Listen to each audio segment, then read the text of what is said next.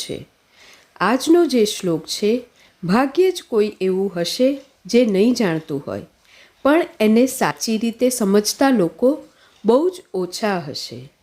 અને એ શ્લોક છે શ્રીમદ્ ભગવદ્ ગીતાનો ખૂબ જ મહત્ત્વનો અને ગીતાના સારરૂપ શ્લોક। કર્મણ્યેવાધિકારસ્તે મા ફલેષુ કદાચન મા કર્મ ફલ હેતુર્ભુ મા તે સંગોસ્ત્વ કર્મણિ। અર્થાત તમારો અધિકાર ફક્ત કર્મ કરવા પર છે, ફળની ચિંતા કે અપેક્ષા કરવી નહીં, કર્મ ફળના કારણ પણ બનવું નહીં અને કર્મ નહીં કરવાથી બંધાવવું પણ નહીં। એટલે કે આપણે મહેનત કરવી જોઈએ, પણ પરિણામ માટે ચિંતા ન કરવી જોઈએ। નિષ્ઠાથી કરેલું કર્મ આપમેળે સારા પરિણામ લાવે છે।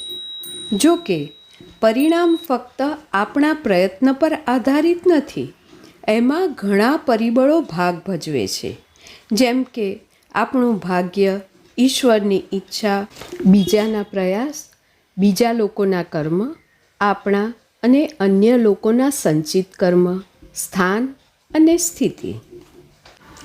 અને એટલે જ કર્મ ઉપર જ આપણો અધિકાર છે, ફળ પર નથી।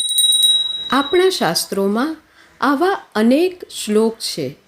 તો કાલે મળીશું એક નવા શ્લોક સાથે। તમને જો આવા વિડીયોમાં રસ હોય તો કોમેન્ટ સેક્શનમાં યસ કહી અને ચેનલને સબસ્ક્રાઈબ કરી દેજો। અને આ વિડીયોને તો તમે લાઈક કર્યો જ હશે।